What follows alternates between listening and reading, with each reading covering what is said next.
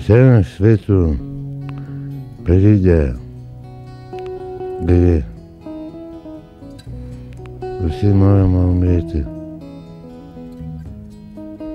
To vsakdo dobro ve.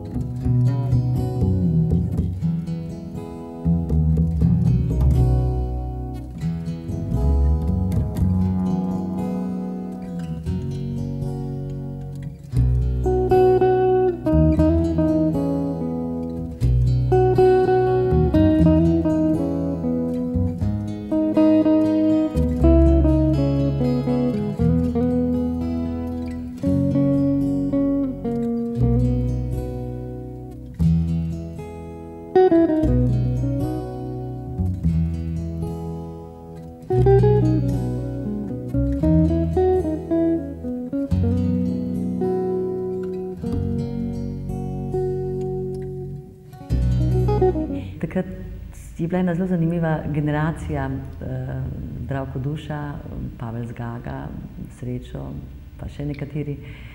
In imeli so tudi literarni krožek, izdajali so literarno revijo in tako. In potem je bilo treba seveda v gimnaziji narediti izpite, ker je čez leto se nekaj zalomilo. In se spomnim, kako so se pogovarjala, da pač, če sem jaz igralka in on nekaj čisto drugega, nekako je v življenju teže in tako so se pogovarjali, da treba pač te izpite narediti.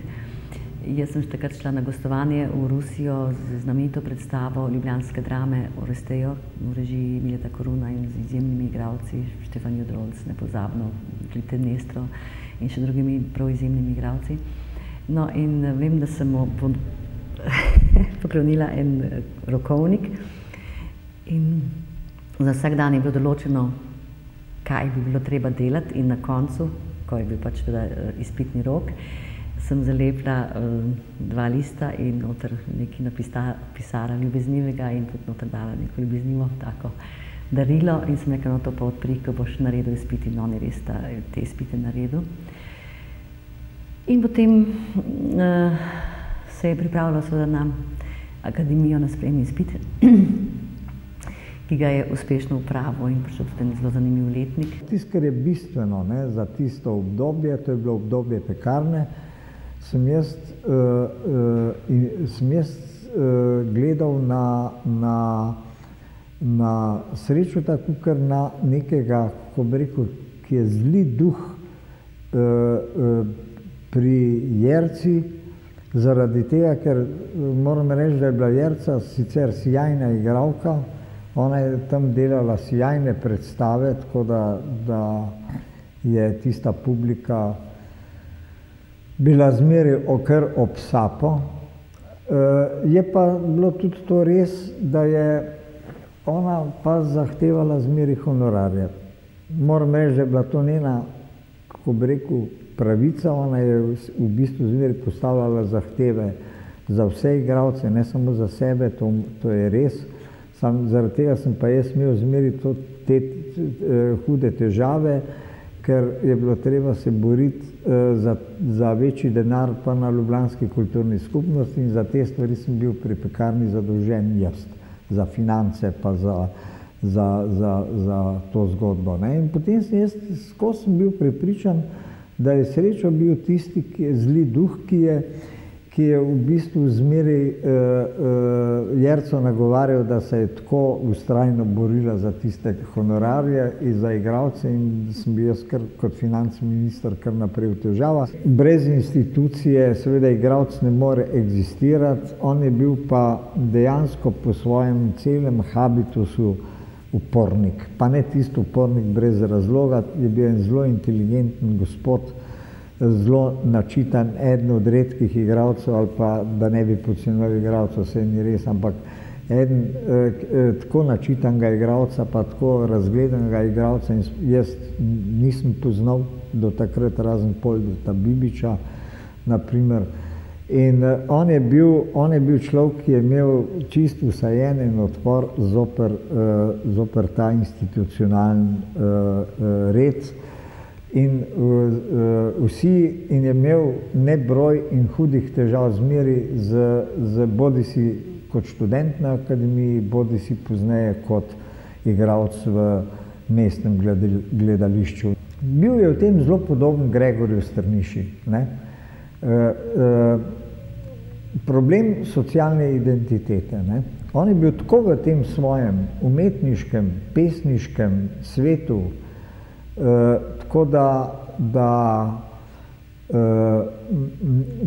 je bil zmeraj pod vprašanjem institucija, ki je skrbela pač za to produkcijo. Ker on kot igralec ni mogel zunaj institucije, medtem ko Gregor Strniša je pa seveda lahko živel zunaj institucije, včasih prav čudaško življenje. Sam za razliko od, naprimer, Gregorja, je pa srečo eno lastnost, ki jo je redko, ki jaz poznam pri redko katerem človeku. On je bil, če se je on za eno stvar odločil in če je on videl, da je stvar absolutno, da je upravičen do tega, ga ni premaknil. In to je bil tudi njegov, naprimer, zelo dobro ilustrira njegov gladovni štrajk pri vojakih. Sreča je bil seveda ves čas že mali opornik, pravzaprav ves čas je poskušal in je govoril slovensko. Ko smo opravljali se te različne vojaške obveznosti, seveda mu nekako zadeve niso kaj dosti ležale, čeprav po svoje ni bil nič kaj posebnega. Res pa je, da je potem prišlo eno obdobje, ko danes nazaj gledam, pravzaprav ne vem, kaj je bil pravzaprav pravi razlog. Mislim, da je bil povod kar nekaj čist brezvezen, ko smo se za neki večerji, pravzaprav ne se spomnim več točno, ampak vem, da je bil nalog, da moramo iti na večerjo, sreča se je pač nekaj z tistim vodnikom, da ne bo šel. In takrat je prosto sam pri sebi sklenil, da ne bo jedel. Vsi smo mislili, pač to je ena muha, ki ga bo nekaj časa držala, ampak on je seveda vztrajal na tem. Vsa zadeva je seveda dobivala vedno bolj, kako bi rekel, prvo komične, pozneje tragične reakcije. V začetka so vsi seveda ga gledali, dan zjutraj ni šel na večerjo, šel je z nami do kantine oziroma restauracije. Se vsedel, ni vzel zadev za jest, potem so ga hoteli prisiliti, grozili mu z vojaškim sodiščem, kajti to bi naj pomenilo pravzaprav napad na jugoslovansko armado, ker če samo noče jest, potem se opira vojski, ker se opira vojski, pravzaprav zmanjšuje njeno moč. In sreča je nekako, kako vem, sama smo potem pa večkrat, ker smo dosti skupaj poskušali vedeti, pravzaprav kaj je to, zakaj, saj pravzaprav se mu ni nič posebnega dogajalo, vsi, ki smo bili tam, smo bili po svoje nezadovoljni, takšni, ampak trdil je, da se s tem ni pravi, da se on s tem ne strinja, ampak zmeraj je pač poudarjal, da je on sin potomec tolminskih upornikov in da ti, ko se za nekaj odločijo, izpeljejo do konca, ne glede na posledice.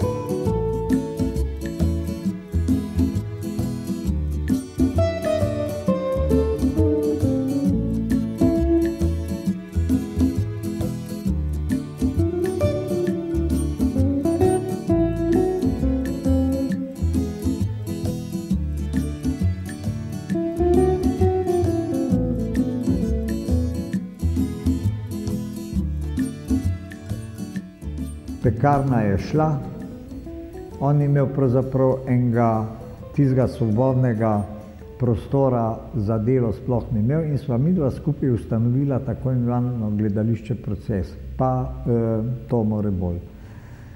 Tisto gledališče Proces bi naj bilo programsko in estetsko, takrat se je ko bi rekel, te svobodne gledališke skupine so se začele ukvarjati, predvsem so peljale naravnost v to, čemer danes pravimo plesni teater ali pa tako imenovane gledališke instalacije in tako naprej. Se pravi, naprimer, Bergerjevo gledališče, v to so šli Srečo in jaz sva seveda ne, da bi rekla, odklanjala. Sam midva sva bila prepričana in jaz sem še danes prepričan, da gledališče vendarle temelji na gledališkem besedilu. In je bila dosti uspešna predstava, tako da je prišel Pekič pogledati in je bil tako navdušen nad predstavo, da vso dramatizacijo, tekst in vse in režijo in eno od glavnih vlog je opravil pa Srečo sam. Tako da je rekel, da ne mara imeti nobenih tantiem in nič. Se je odpovedal Pekič tantiema. Nepozabna mi je tudi njegova predstava Proces. On je postavil ambient, to je zelo kamnito vse tam, tisto peklensko dvorišče na Križankah. To so sami kamni, to so kamnita vrata, kamnita stena, okolje je bilo vse iz kamna, tla, kamen in tako naprej vse. In on je noter, v tist noter dal naprimer eno estetiko, ki je bila zelo blizu nekakšnemu Bergmanu, pa vendar zelo daleč od Bergmana, zato ker je Bergman preveč simbol. Ta Srečo je šel v smeri mimezisa, to se pravi mimetike enega ostrega realizma ali pa naturalizma. To je bil en tak specifičen postopek nastajanja te predstave in je pravzaprav škoda, da je bila odigrana samo dvakrat. Jaz sem jih potem namreč povabila tudi na Ptuj, da so na dvorišču ptujskih bivših zaporov to odigrali. In potem, ker so bili sami taki tipi skupaj, ki se niso ukvarjali z promocijo predstav, pa važno jim je bilo ta proces nastajanja in tako. Potem pa je bilo treba te stvari tudi malo ponuditi pa prodati, ker so bile pa to v glavnem take stvari, ki že takrat je bilo veliko povpraševanje, seveda zmeraj po zabavah in po komedijah, je bilo take stvari še težje potem ponuditi. Samo potem so prišla tista kritična, najbolj krizna leta za Srečo Špika, ki se je jaz ne morem pomagati, to moram povedati, ker je bilo to res ena od prelomnih zadev v njegovem življenju, ki se je ločil z Jerco in potem sva tudi dol na Splitski skupaj prebivala v stanovanju, ki nam ga je zapustil Zdravc. In to zaradi tega, ker so oba dva precej brez denarja, jaz sem bil tak svobodno umetnik brez vsega. Srečo je bil takrat v mestnem teatru v službi in takrat moram reči, to je bilo eno obdobje, ko so ga kar malo preveč pila, oba dva, on in jaz. In tisto obdobje je, jaz bi temu rekel, krtova leta, precej huda so bila, niso bila ravno, kako bi rekel, ustvarjalna.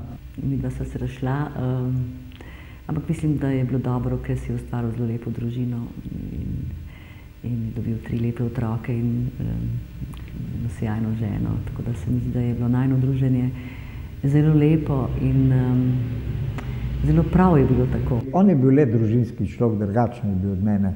On je lahko živel sam znotraj družine, jaz pa sem bil tudi tule dosleden, da mi za družino kaj pretiranega ni bilo. Problem pri tako kreativnih ljudeh, kot je bil Srečo Špik, je ta, da zmeraj hodijo po nekem eksistenčnem robu in to je bil tudi hoja po robu takrat. Pol iz tiste hude krize se je izvlekel ven, sva začela delati v gledališču Čez cesto in to z režijo Evalda Friserja, ko Kostanjeva krona. To je za mene še zmeraj najboljši Fliserjev tekst in tudi predstava je bila imenitna. Srečam Špikom sem se prvi srečal leta 1989, ko sem se po 20-letni, skoraj 20-letni odsotnosti vrnil v Slovenijo in je on v Kranju v gledališču čez cesto režiral drugo postavitev moje prve drame Kostanjeva krona. Srečuta je ločevalo od ostalih igralcev, ki so se lotevali od režije, saj jih je veliko, to, da je ostali igralci so sicer obvladali tehniko režije, obrt in tako naprej, ampak niso imeli zgrajene avtopoetike. Vsak režiser ima svojo avtopoetiko. Od Koruna do Jovanoviča do ne vem koga. Do Zvoneta Šedelbauerja ima tisti svoj podpis. In Srečo je imel svojo režijsko avtopoetiko. On je delal svoj teater z režijo. Pomagaj mi! Hočem biti mrtva! Zabodal ga bom! Zanesite se name! Zabodal ga bom!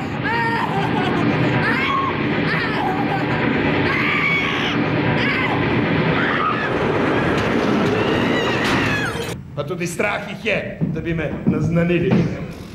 Ja, lahko bi me obsodili, ampak nekako nimajo pravih zakonov. Vse sem si pošastno. Skratka, ljudstvo je oslovsko in če takšno ljudstvo vsekam čez ušesa, mi ni prav nič žal. No, kako pametno razsoja Pesjan, in vse to je pogruntal svojim lastnim razumom Falot in dodatno požlahnil še s teorijo. Ampak tako ne sodim samo jaz, Mihail Vasilič. Zdaj, vsi mislijo tako. A tako, všeč sem ti. Zelo ste mi všeč. Tako žlahtni ste, tako silno rahločutni, tako lepi vaše blagorodje, lepše ženske še nisem videl nikoli. Tako nežni ste. Samo poljub, pa lahko takoj umrem.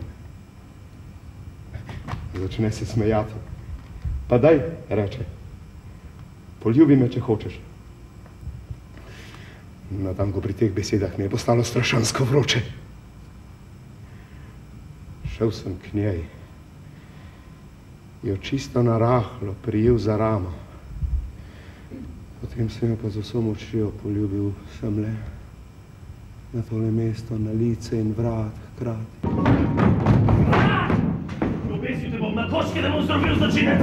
Kaj, jaz se mariš, ne? Pazi, kmalu se ne boš več mejal, ko bo 100 gorjač platilo po tvoji prazni glavi. A še veš, kako je škripnil kozavi Filka, a? Ta Pesjan umre! Pesjanske smrti! Bla, govedo, sralo! Prazen si skini čeko! Pljuni mi v obraz! Škoda smrte! Ne rečite tega! Spokaj se ali pa te rasujem! Le poskusite! Pa se vendar niste slab človek, a? Se reče pogovarjal z mano, Osip, si prišel zato, da bi me ubil, na? Osip, ubi me, no? Občudoval sem vas, gospod Platonov! Imel sem vas za plemenitega človeka, zdaj pa... Žal mi je, da vas moram ubiti, ampak tako pač je. Kaj je ta mlada danes hotela od vas? Ubi me, no, daj, ubi me. Varane, tudi generalica! In kje je vaša žena? No, pa se vendar niste slab človek, a? Jaz sem ubil tebe, ne ti mene, močnejši sem. Zvijajte me roke, se roka ni nič kriva, kaj jo zvijate?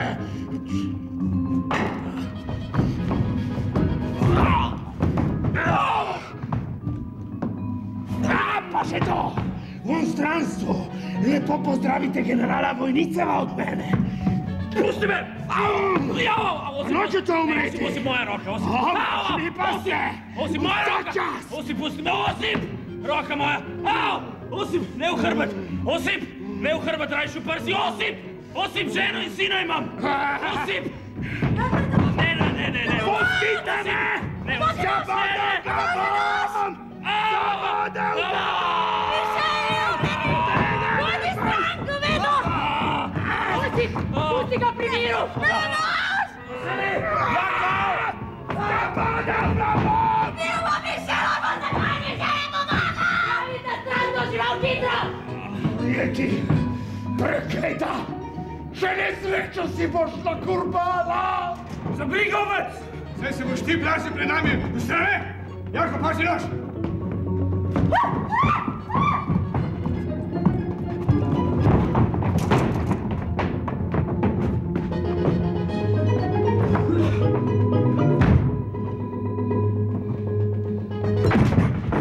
Na premieri jaz sploh nisem mogla gledati druge kot to, kar je počel on na odru, ker sva o tem toliko se pogovarjala. Se mi je zdelo, da kar je ta Goldberg, da kar vse tisto, kar je domislil, vse tisto res do pikice, vse je spravil na odru ven in še več verjetno, kar sta se z režiserjem pogovarjala.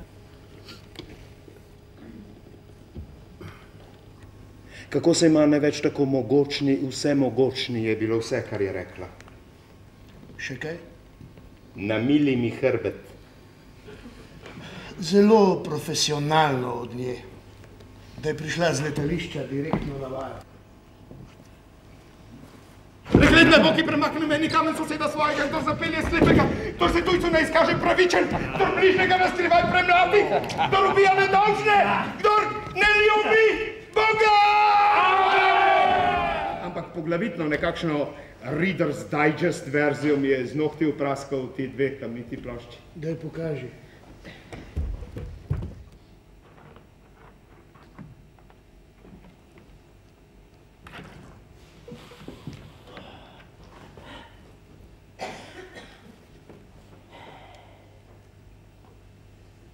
Nočem se sicer predajati negativni teologiji, ampak najbrž se mu je zmešalo. Naša kratoška banda mu tega nikoli ne bo kupila, jaz tudi ne. Ne, sem mu tudi jaz rekel. In kaj je odgovoril? Mar nisem razdelil Rdečega morja, ko so ti Egipčani dihali za ovratnik. Ko si stradal v puščavi, sem ti dal mane in prepelic. Ko so otroci umirali od žeje, sem ti dal skalo, na katero si udaril. Tvojo palico sem spremenil v kačo, ko je mularija postala uporniška. Dober trik. Ampak s čudeži je zdaj konec moše. Hočem, da verjameš brez vsakega če in ampak. Pojdi dol in daj zakone mojemu izvoljenemu ljudstvu. To je šele ponudba. To ni pogodba. Če ne bo hotelo živeti v resnici in pravičnosti, si bom izbral drugo ljudstvo.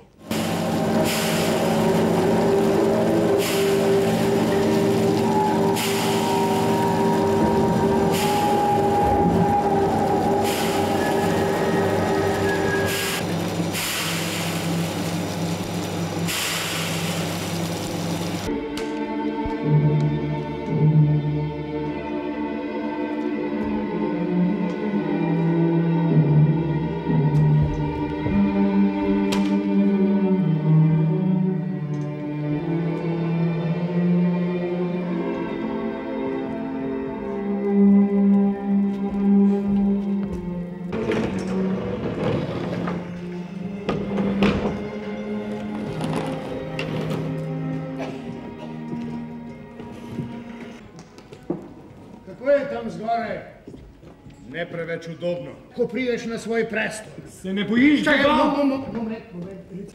Se ne bojiš Boga?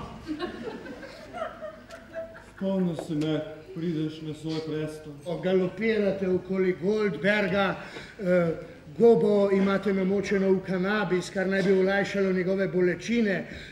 On se smeje. Premaga vas sočutje, podate mu gobo, Goldberg na mučeništvo hudo usekani mazohist zavrne, gobo mu zatlačite v usta, zasramujete ga. Če si sin Božji, zakaj ti oče ne pomaga s križa? Res, zakaj pravzaprav ne? Vprašaj njega, ne mene. Kakšen oče pa je to, da me pusti tako trpeti? Kakšen sin pa je to? Se spomniš, kaj si rekel tistemu ubogemu revežu v Mrtvem morju? Hodi za menoj. Ja, ampak najprej moram domov, moram pokopati svojega očeta. Mrtvi naj pokopljajo mrtve. Vidiš, zdaj razumeš? Sam si tako hotel. Eli! Eli, lama sabaktani!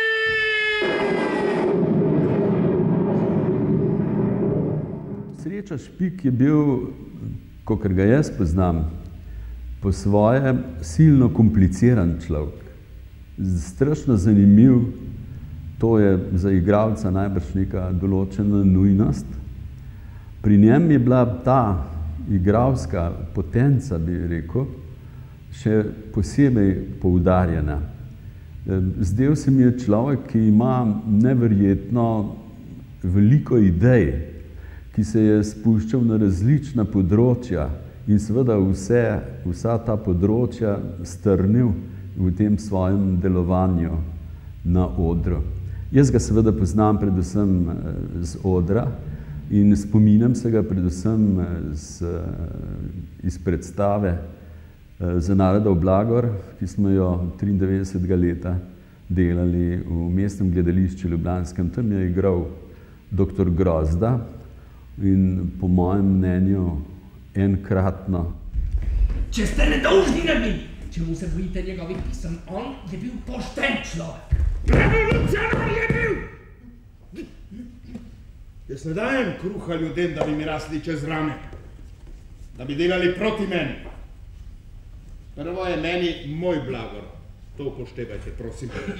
Jaz imam svojo vest in svoje prepričanje.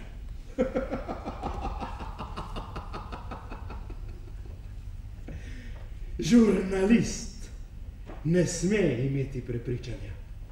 Vi ste v moji službi, to sem vam hotel povedati.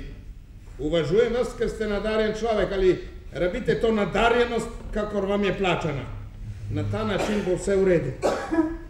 Brzdajte se in gledajte, da me ne spravite v položaj, ki bi bil siten ne meni, temveč vam. Tako je torej reč končana. Povabil sem vas nocoj na večer. Oblažim za nocoj svoj pusti obraz! Pazi se torej.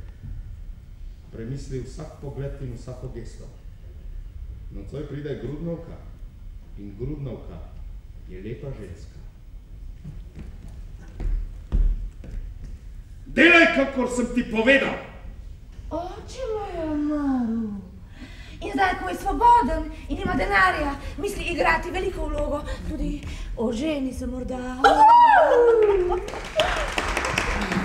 Neizmerno mi je ugodno, da ste se odzvali mojemu povabilu. Hvala iskrena za laskave čestitke.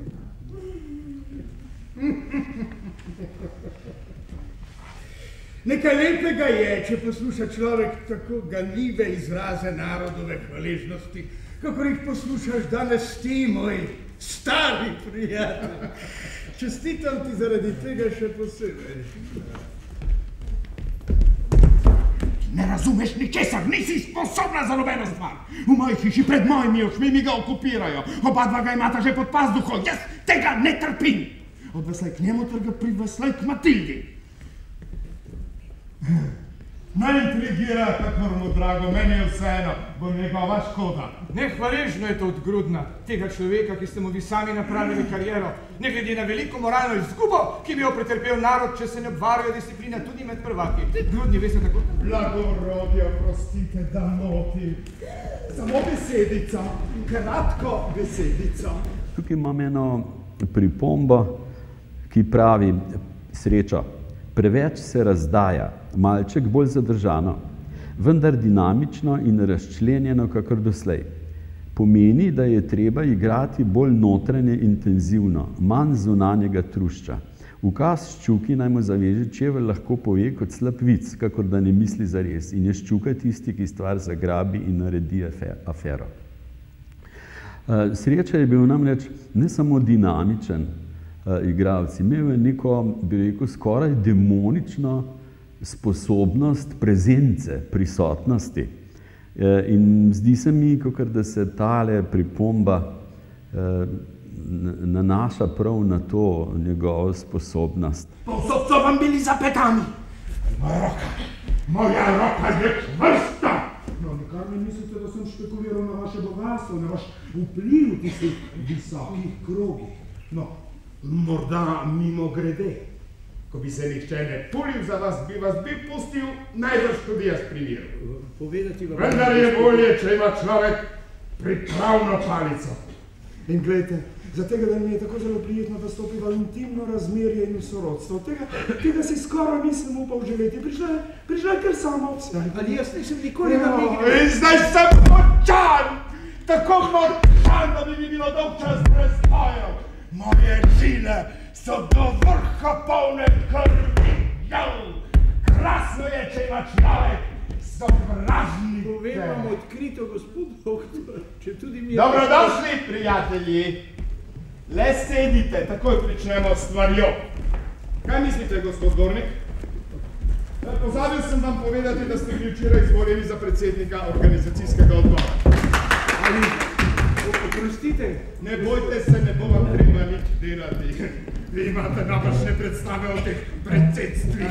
Program se je izgubil. Izgubil? Kakšen program? Nič ne ve. Programov je veliko. Ta ali on je naposled vseeno.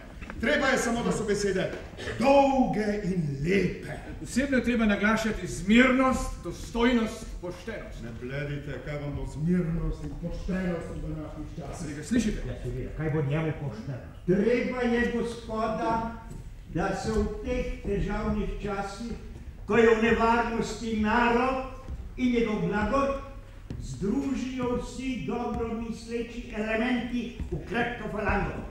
V prvi vrsti nam je treba značajnosti. Izginejo naj vse osebne težnje, vse intrige. Kaj mi o tem saj smo sami? Pustimo značajnost, kjer je, in se pogovorimo o resnih stvarih. Jaz mislim, da je govoril gospod Svetnik zelo pametno. Se tiste značajnosti, dostojnosti in tako dalje nam ne koristijo nič. Govorimo jasno. Treba nam je denarja. Za drugo bom skrbel sam. Posebno vi, gospod profesor, se nikar ne delate idealnega. Kaj mislite, da vas ne poznam? Sploh vam povem vsem skupaj. Nikar ne lazite po prstih za mojim hrbtom. Ni ga rodila mati, ki bi bil v stanju, da me prevrne. Zapomnite si to! In zdaj dovolite, da vam razložim svoje načrte, kar se tiče našega glasila, agitacije in sploh našega delovanja. Tudi vi, Ščevka, si zapomnite, da ste moj sluga, moj hlapec in drugega nič. Jaz vem dobro, da ste te dni zelo kolebali. Na Grudnovem pragu se še poznajo vaše stopinje, ali jaz tega ne trpim! Vi ste moja roka, del mojega telesa. Odvezal sem je čevelj. Gospod Ščuka, sklonite se, ter dokažite svojo vdanost.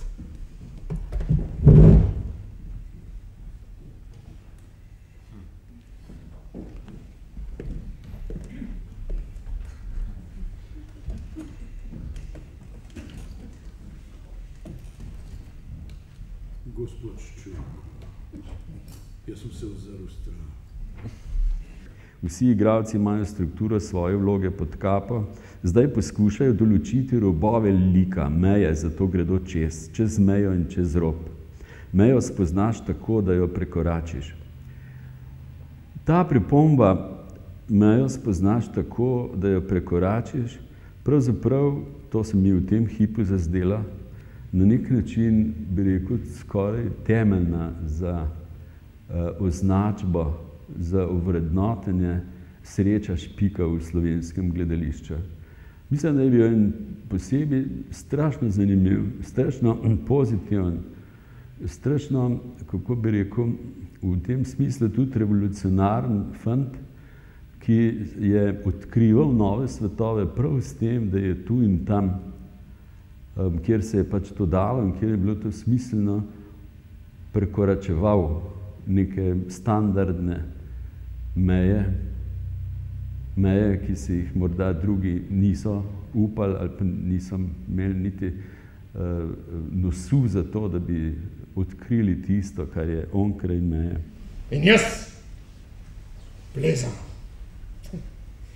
Ali kakšna budalost. Plezal sem na strm stolp z rokami in nogami. Ko priplezam gor, pomislim. Ko priplezam gor, zapazim, da smo sami srajci. Držim se z desnico, z levico se zakrivam, tiščim srajco k sebi. Razmerno so se videle moje noge. In sram me je bil. Ozrem se navzdol, naskrivoma čez desno ramo. Tam dali so se grozno smejali. Impertinentno so se smejali, in celo gorniki bi med njimi.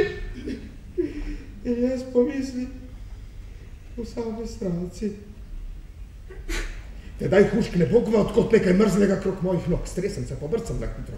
Huškne drugič. Čez stegna, čez ledja, po hrbtu navzgor, po hrbtu navzdol. Šlo je hitro kakor miš. Ali miš je rasla. Stopicalo je po meni s hladnimi podplati in podplati so bili večji in večji. To ni bila več miš.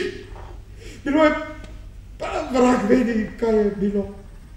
Tule sem si, ne vem, na začetku nekako zapisal neko generalno opasko o tem Špikovem grozdu, ki ga je odigral v Cankarjevem za narodnem blagru in ki se mi zdi, da je mogoče tudi neke sorte zaključek. Špikov grozd, pravim tule v zapiskih, je sila zanimiv.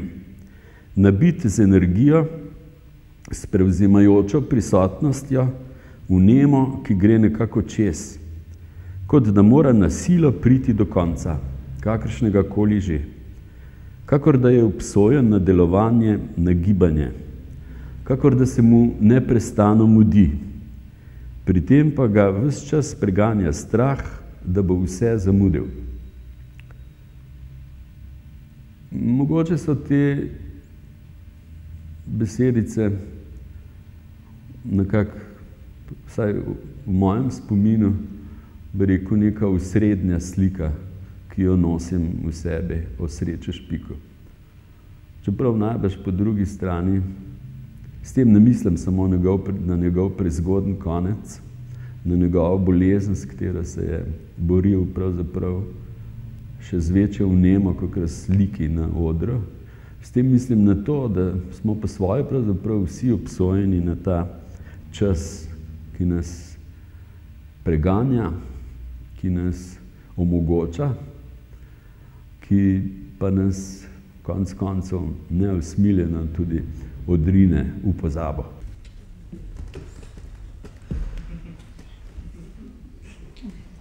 Gospoda, zberite se okoli mene v tem težkem trenutku. Vsi čutimo, da je v nevarnosti najsvetejše, kar imamo. Da so v nevarnosti najdražje naše svetinje. Tisti strup, ki ga duhajo že odavno, tisti veliki propali narodi, se hoče priplaziti tihotapsko v virni, nedolžni naš narod.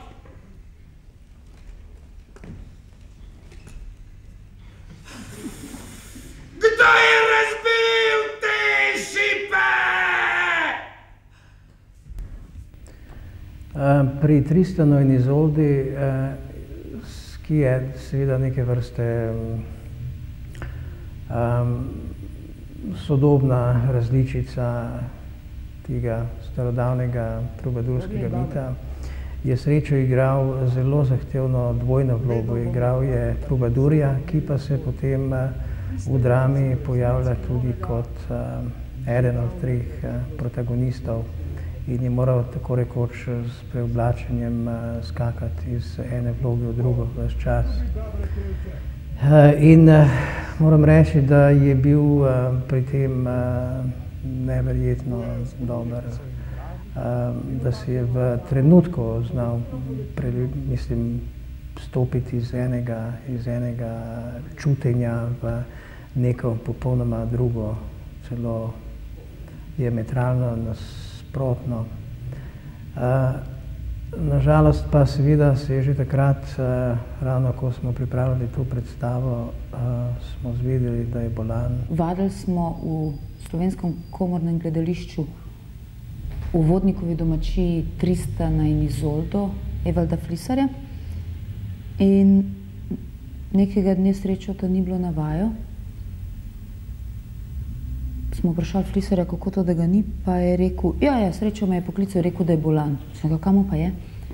Ja, je prav, da ga bolijo bezgavke Pa sem mu rekel, da sem jaz tudi hipohonder, naj se nič ne sikira, če ga boli na eni strani, da ima AIDS, če pa na obeh, da ima raka ali nekaj podobnega. Sem rekel, veš kaj, jaz Srečo da zelo dobro poznam in če Srečo reče, da je bolan, jaz ne pomnim, da bi bil Srečo kdaj bolan, ali pa da bi zaradi njega odpadla kakršnakoli vaja ali pa predstava, sem rekel, to mora biti pa kar hudo, če on prizna, da je zbolel. No, in naslednji dan ali pa 6. dan, ki je prišel na vajo, smo vsi planili ven, smo rekli, no kaj je bilo? Je rekel, je zaprl vrata, zelo hodno in je rekel, ja, raka sem si prvošel. Saj sem imel možnosti za uspeh na začetku. Uničil sem jih s preveliko vnemo, bil sem kot človek, ki teče pred sabo zato, da bi nadzoroval svoj napredek. Nisi edini, Mark. Nisi edini. Einstein se je zmotil. Gotovo. Prav je imel, da je prostor ukrivljen, ni pa vedel, da je ukrivljen kot bumerang in da frčimo skozi v krivulji, ki jo je začrtal veliki metalec v nebesih. In da se vračamo v njegovo dlan za naslednji met. Tako sem utrujen. Samo popoln met bi bil vreden nadaljnih naporov. In takega ni. Srečo je prav v zadnjem času, to se pravi, recimo v zadnjem letu, zelo natančno opazoval svoje stanje, vendar se mi zdi, da je to delal vedno z vidika možnosti ali pa ne možnosti dela v gledališču. Obveščal me je recimo, vsake toliko časa je prišel in je rekel, veš, zdaj so mi rekli, da me bojo operirali na ta način, kar pomeni, da bi še lahko delal. Drugič so mi ponudili neko drastično možnost, ki je pomenila, da v teatru ne bom več mogel delati, kar pomeni, da mi bo izrezal organ in da ne bom več mogel opravljati svojega poklica. Zdaj sem v dilemi in čas je, da se odločim in tako naprej. Jaz se spomnim ene teze o tragičnem, ki jo je predaval dr. Vladimir Kralj, naš profesor dramaturgije na akademiji. Govoril je o tragičnem junaku in o definiciji tragičnega junaka ali tragičnosti. In je rekel, da je tragičen junak tisti, ki v pozitivnem stremljenju propade. Zdi se mi, da je pri Srečo šlo za to. Šlo je za stremljenje, da z neko zares osmišljenim delovanjem, zares pametnim delovanjem znotraj gledališkega prostora ali pa znotraj gledališkega poklica, znotraj igralstva, pove nekaj o svetu, ga spreminja. To stremljenje in to pozitivno delovanje je bilo pri Sreču več kot očitno. In to njegovo odhajanje je bilo ves čas prežeto s to zavestjo pri njem. Pri njem nikdar nisi občutil neke izpraznjenosti. Vedno je stvarem dal smisel. Tudi kadar se je sarkastično poigraval s pojmom smrti, se včasih tudi tako diabolično režal, s čimer je izražal, bi rekel, neko pripravljenost ali pa kazal, bi rekel, o sebi podobo, da so mu stvari o njegovem odhodu jasne. Ne, Srečo ni v bistvu dovolil svojo energijo, da bi bili mi žalostni. A veš, on je toliko optimizma izžareval, da je vse nas delal optimistične. Nekako on je tako verjel v svojo ozdravitev, da smo še mi začeli verjeti, kakor se nam je zdelo vse skupaj neverjetno. Veš, dokler je le mogel govoriti, je kar igral. No, pozneje tudi, ko ni mogel več govoriti, je igral pa neme vloge. Ta človek je bil neverjeten, izgoreval v svojem poklicu, dobesedno, dokler je še migal z zadnjim prstom, bi pa zadnjim prstom igral.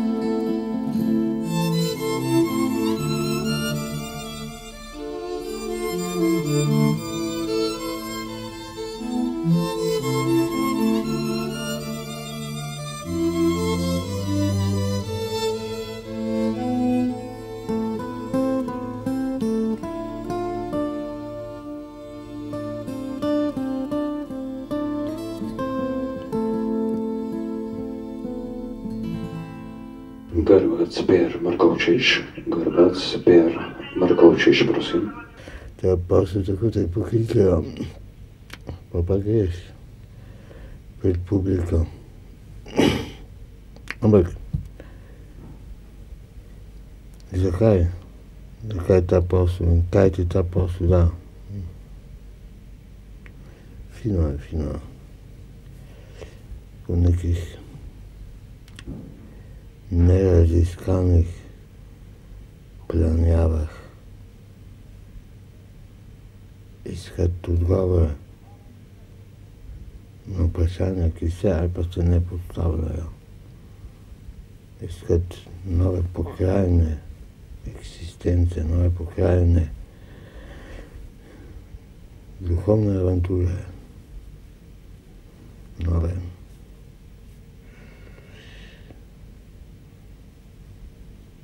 odkrivati. Fino je, ker so vse te pokrajine v tebi. Vsakokrat posebej. Jaz sem ravno takrat za mestno gledališče pisal Strica iz Amerike in sem prav namerno zato, da bi Srečo lahko še briljiral na odru, napisal zanj nemo vlogo nemega Butlerja.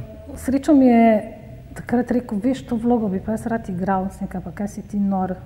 Je rekel, saj vem, da jo je Evald za mene pisal.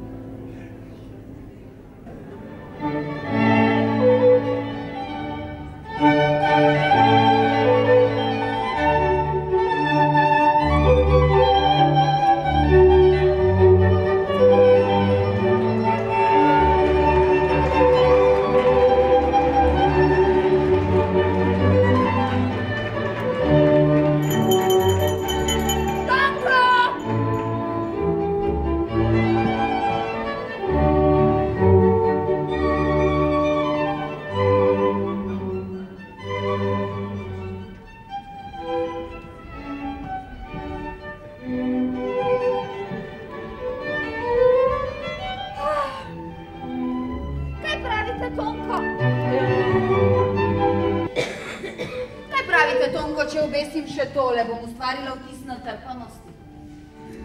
Ampak ta motiv mi je všeč. Tako poseben je. Rada bi, da bi to sliko videli vsi, ki pridejo na obisk. Kam bi jo dali vi? Vi se sploh ne spoznate na umetnost, Tonko, priznajte. Za vas je slika podobna sliki. Še dobro, da nimate jezika, vsaj ne morete povedati ničesar neumnega. Kaj, če bi snela tisto nad vrati in obesila tole, ki je dosti bolj udarna, se vam ne zdi? Kam greste? Pridem, Tonko, in ne pozabite pristaviti vodo za kavo. Moja prva trofeja, zasluži si častno mesto. Obesi se na isti način kot slika. Boste vi ali ne jaz?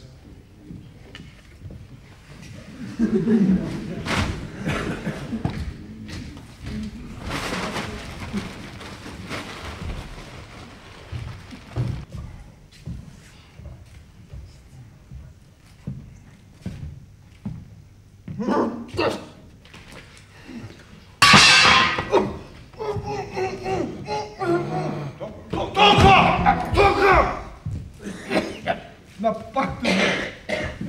Za božjo voljo, kako si drzneš z nabito puško meriti mojega baklerja? Sej ni nabita. Napadel me!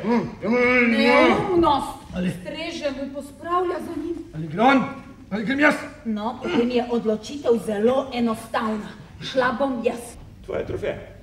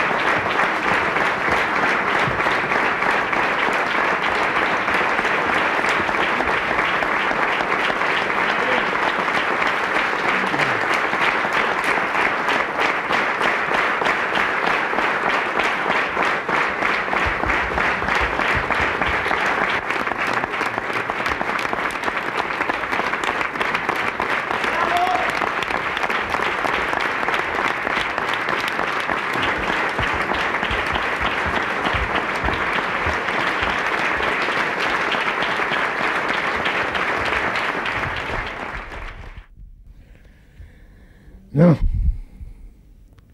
zdaj pa nekaj časa ne bomo več igrali. Ta nekaj je pa relativno. In na zadnji predstavi je Elda skuhala, naredili so poslovilno, napili smo se, najedli smo se. Najbolj nenavadno od vsega, kaj so bile Srečotove zadnje besede, kadarkoli na odru. A veš, kaj so bile? Kot Butler odide takrat, ko ga jaz izdam, prevaram, ki je mislil, da sva midva zaljubljena, ne? In pograbi tisto svojo boršo mornarsko in kapo nabije na glavo in vrže tišče čez rame in greže čez vrata in se obrne nazaj in reče: "Au, kuvac!" To so bile zadnje njegove besede na odru. No, saj pravim, pa smo pa bolj proslavljali kot žalovali, zato ker ni bilo misliti o tem, da bo on umrl. Ok, igral ne bo, bo pa prevajal, a veš, bo pa režiral, bo se je takrat ravno v času smrti dogovarjal celo za eno režijo nekje. In se je čisto konkretno že pogovarjal, da bi pravzaprav moral imeti asistenta in kdo bi to bil, ki bi lovil igralce in komuniciral. Tako da Srečo bi ostal v gledališču v vsakem primeru, ne? Vedno, ko se ga spomnim, meni pač pride smeh in se velikokrat začnem režati, zato ko se spomnim, kako je komentiral pravzaprav dogodke, ki so nas takrat pestili in je spravljal je v smeh mene v trenutkih, ko mi je mogoče bilo izjemno težko. Je pa bil en človek, ki je znal, ki ni formalno v tebi miril ena nezadovoljstva, ampak ni odnehal do trenutka, dok resnično ni začutil, da si to morje slabega pač, da si šel čez njega oziroma si preplival na drugo obalo. Ko sem se jaz znal tako sekirati, pa sem rekel, pa poglej, kaj delajo, poglej, kako ne bomo mogli recimo te zagate ven. Je rekel, če ti mene vprašaš, to gleda s tvoje strani tak. Če se sam malo pomakneš na desno, boš že videl, kako je stvar popolnoma brez takšnih dramatičnih posledic lahko. Po sjajnih služkinjah, ki smo skupaj ustvarili, pa Desado recimo, pa tako, v tej izjemno težki, tragični njegovih zadnjih, bi rekel, v zadnjem letu njegovega ustvarjanja smo skupaj ustvarjali Prihajajo in neverjetno skoraj je, ko je on igral, kako se reče, je uprizarjal podobo smrti v tej predstavi, torej je prihajal na oder kot smrt, kot onaj, ki prihaja po ene žive dele, ki jih bo nesel s sabo, tam, kje več ne bojo tako telesno živi, in je tu vlogo ustvaril brez besed. Seveda je to že bilo, on je že 2 ali 3 operacije dal skozi, ampak on ni nehal verjeti. On je naprej verjel v igralsko poslanstvo svoje, verjel je in vedel je, da lahko se kot igralec izraža še naprej in je naredil tu vlogo. Mislim, da vsi, ki so jo videli, se strinjajo z mano, da je to bil resnično veliki Srečo Špik, a ne?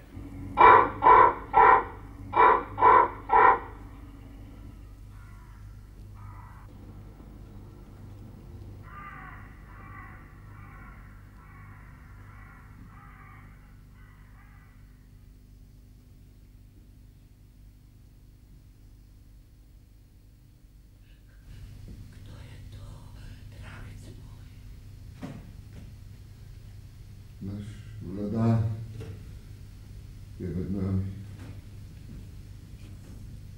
Takrat, ko je zbolel, sem nakrat dobil občutek, kot da je prevzel eno štafeto. Zakaj, kaj to pomeni? Moram moram povedati malo bolj natančno, včasih, ko smo ga še fajn pili, smo se pol enkrat odločili, jaz pa Srečo, pa Zlatko Zajc, mislim, da je bil, po mojem smo bili 4-5 nas je bilo, smo rekli, da vsake toliko cajta pa treba v tem groznem pitju narediti kakšno pauzo in smo si kupili eno tako mečkeno flaškico, tako tiste, ki so bile reklamne ali dobili nekje, od Pelinkovca, in tiste je bila naša štafeta. Tiste, ki je imel tisti mesec, smo ga napisali gor in je moral cel mesec imeti flašo in tisti mesec neč piti, naslednji mesec je predal pa drugmu. Ne vem, zakaj prav te štafete sem se spomnil takrat, ki mi je Srečo začel razlagati, da je bolan, kot da je življenje prišlo mimo in je nekomu dalo eno flaškico, ki jo bo moral nažalost dati tudi naprej. Tako so čudna ta prijateljstva. Na nek način bila sva sodelavca, postala sem pa tudi član njegove velike in krasne družine. Ko sem jaz rodila otroka, mi je prinašal od Tinčka oblekce, v istih vozičkih smo vozili svoje otroke, potem sem jaz njemu nazaj nosila za malo Mojčko. Minilo je že dosti časa, ampak še vse ne zdržim solz. Mislim, da se je Srečo tu najlepša stvar v življenju zgodila z njegovimi otroci in ženo Eldo.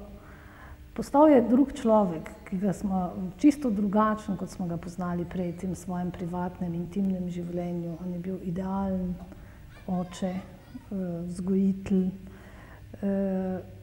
prav oboževal je svoje otroke in to smo vsi nekako z njim doživljali. Ampak že prej je on imel rad otroke, ker je veliko igral za otroke.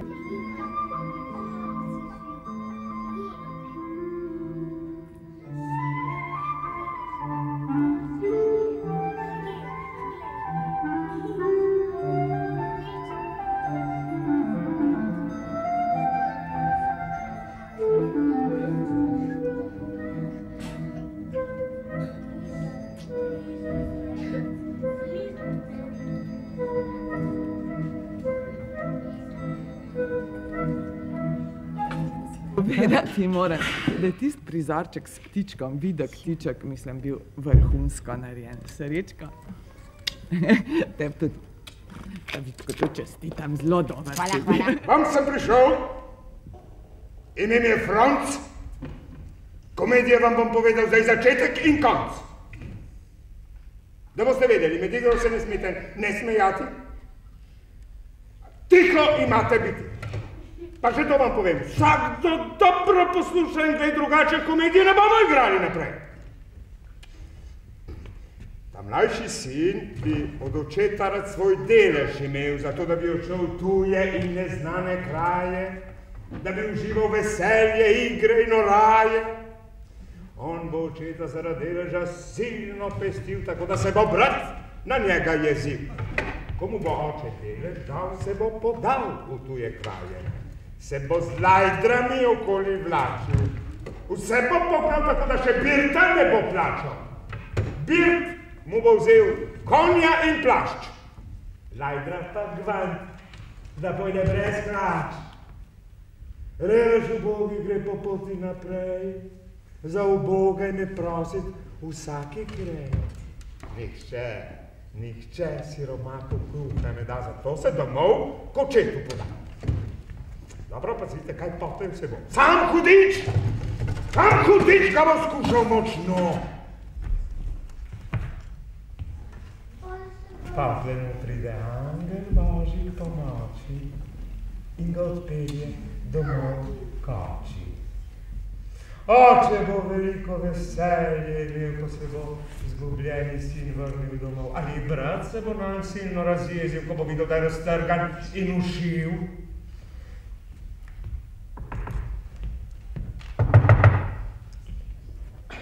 Kakor sem vam povedal poprej, da med igro nobeden ne predre. No, mi se bomo dobro potrudili, se bomo od vas tudi Plačilo dobili.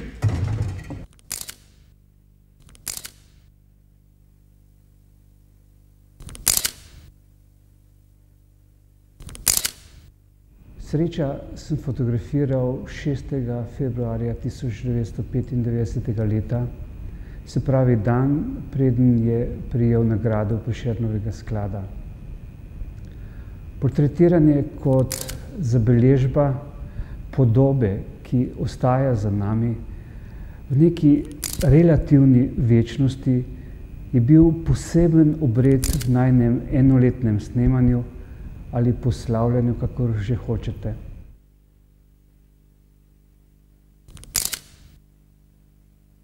Srečo je še govoril, toda zelo težko. Bolezen in obsevanja so naredile svoje. Tisto zares drastično je šele prihajalo. A ne bo dobra zgodba, mi je govoril po telefonu nekaj dni nazaj. Dobim Prešernovo nagrado kot igralec, naslednji dan pa grem pod nož in obmolknem za večno.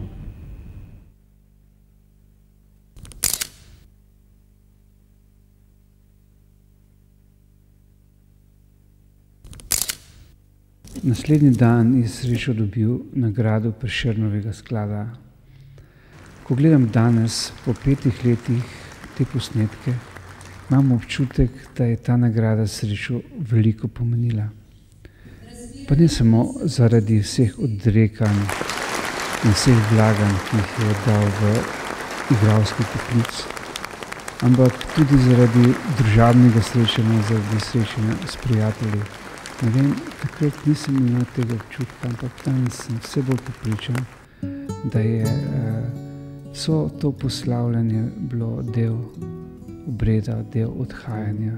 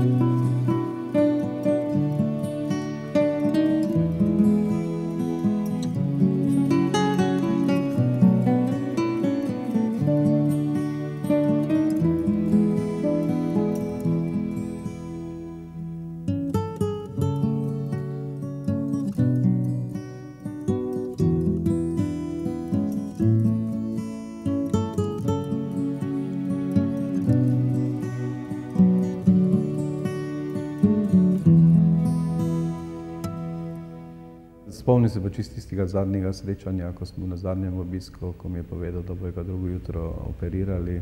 No in takrat, ko smo se pač pogovarjali, se samo spomnim, da kot smo odšla, se mi je prvič pravzaprav zgodilo, da me je objel. Mislim, jaz sem bil po svoje šokiran, ker drugače smo se videli malo po rami, pa je bila zadeva in potem se je obrnil in je odšel. Zadnje najino srečanje, to moram reči, pa pretresljivo. On je prišel k meni in takrat že ni več govoril,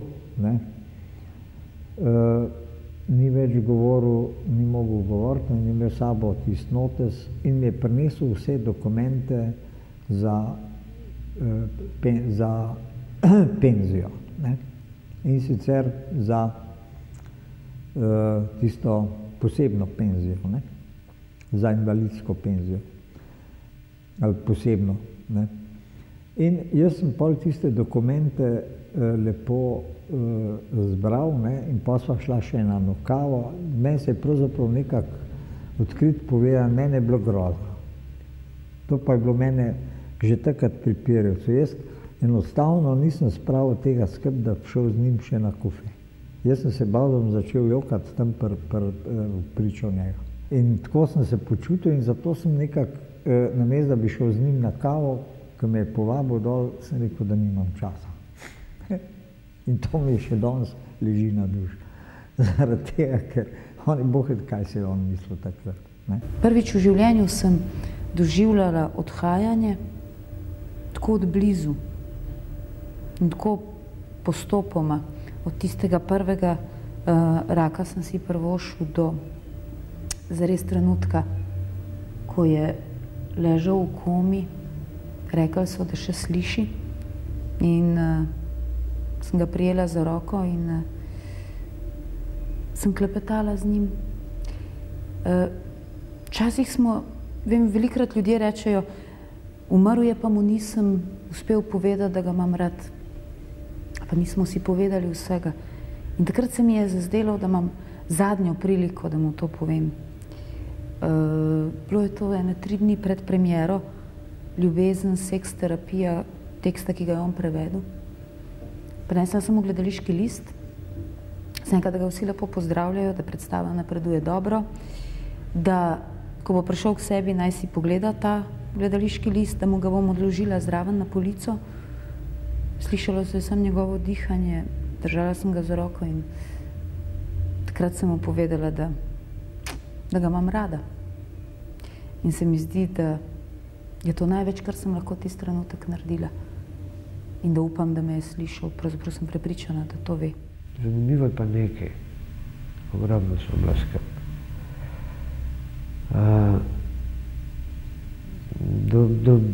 Do zadnjega skoraj sem hodil tudi v bolnico, tudi takrat, ko ni več mogel.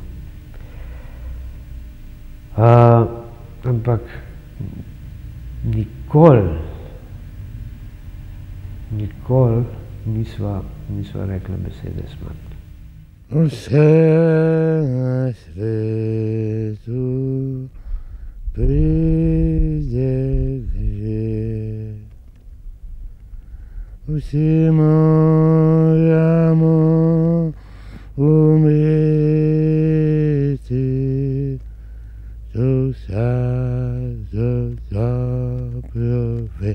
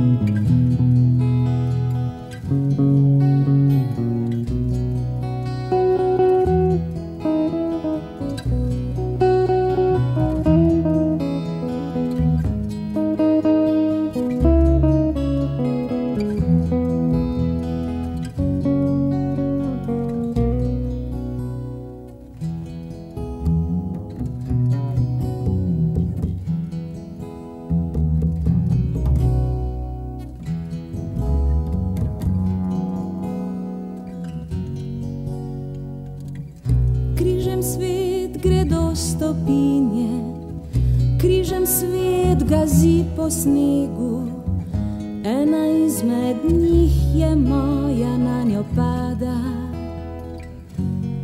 pada sneg.